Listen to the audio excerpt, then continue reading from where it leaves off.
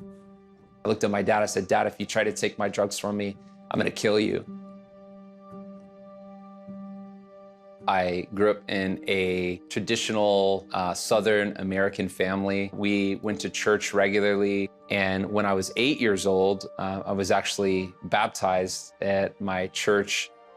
Soon after I was baptized, I remember actually spending time with some friends from school who came over to my house. They got on the internet and they showed me these websites with images that I'd never seen before, and I was exposed to evil and bad things. It began to show me that there was a whole nother world out there. After having those experiences at 8 or 9 years old, I really found myself going down a path of anger and depression, and started rebelling from my parents and rebelling at school and getting in trouble.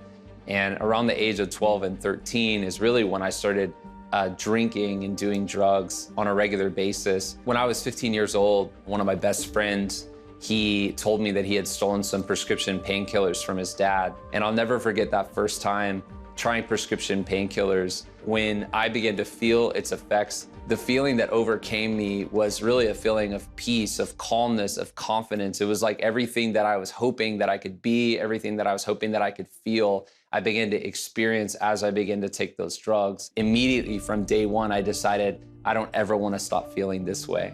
At the age of 18, my friends, some of them started using heroin. And when they started doing that, that's when I was first introduced to street drugs. At first, I would begin to, pray to God or ask God to change my situation. But then really quickly, I began to believe a lie that my problems, my issues, the way that everything had worked out, that it was God's fault. I was, at a place where I was like, I don't believe in God anymore. I completely walked away from Him. I packed a bag and ended up living homeless on the streets of Atlanta. I remember just being out there and was basically stealing and selling everything I had to survive and to get my next fix. And on a Sunday morning, I was in one of my drug dealers' houses. That morning, apparently my parents, they had gone to church and they had told their Sunday school class that they had no idea where I was and they didn't know if I was alive or if I was dead. And the Sunday school class prayed for me that Sunday morning. And it was just a few hours later, I called my dad. Someone had told him about a program called Teen Challenge. So when I called my dad, he was excited. And he said, "Andrew, I found out about this program." He's like, "We'll help you again. We'll help you get into this program if you're ready." And I just told my dad, I was like, "I'm not ready." And the next morning, I was awakened and a voice spoke to me, not audibly, but just like it was in my head. And the thought that came into my mind, it happened 3 times, was if you don't get out of this situation, something really bad is gonna happen to you. So I thought I was going crazy. And I ended up calling my dad. I said, "Dad, I need you to come get me, I'm ready." So my dad ended up coming into the city and he was looking around for me. And by that time that he got downtown, I had already changed my mind and I had gone and bought more drugs and I was hiding behind an abandoned house. And when my dad found me, he ended up coming back behind this abandoned house. And I looked at my dad, I said, "Dad, if you try to take my drugs from me, I'm gonna kill you." My dad said, "I'm not gonna take the drugs from you." He's like, "Son, I love you. I just want you to come with me." And my dad sat there and he watched me for the next 30 minutes as I used all the drugs that I had on me. And finally, I just laid the needles down. I put the crack pipe down and I just said, "All right, Dad, I'm ready." Got in the car and my dad took me to a detox and then they got me into a Teen Challenge program. When I got into the program, I was really angry with God.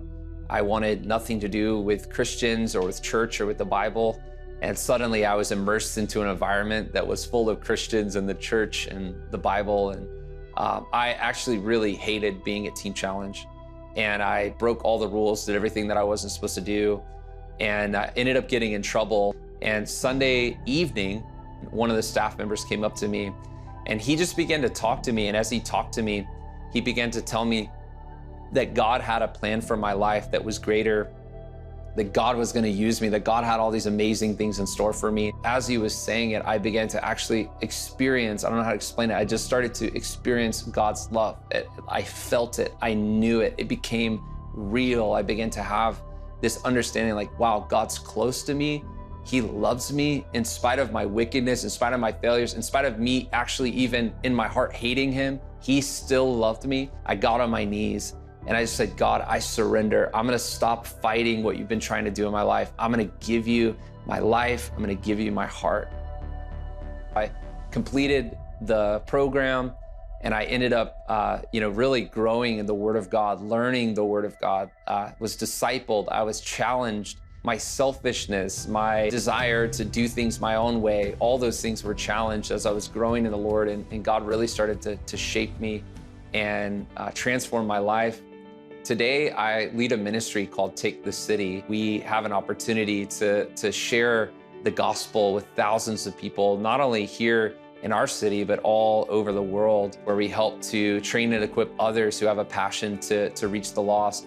No matter what kind of situation you're dealing with or what you're going through, no matter if the situation feels dark and hopeless, I just want to declare that there is hope in that situation and that Jesus is able to do miraculous and incredible things, no matter how dark and how hopeless it may seem.